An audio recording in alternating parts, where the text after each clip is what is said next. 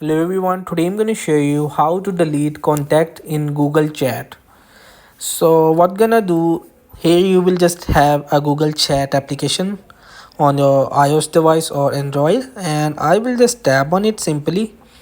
So I will just open this conversation, and after you will just tap on it this username icon, and right now I will be just tap on it three dots and open in Google Contacts. So I will just tap on it and you will just select your default browser.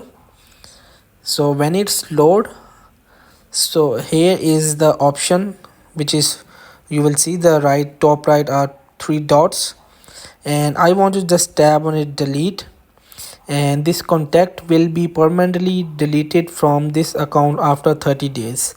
So you will just tap on it simply and it will be just deleted easily. So that's it. So hope this video helped you. Please don't forget to like and subscribe and get notified for more videos.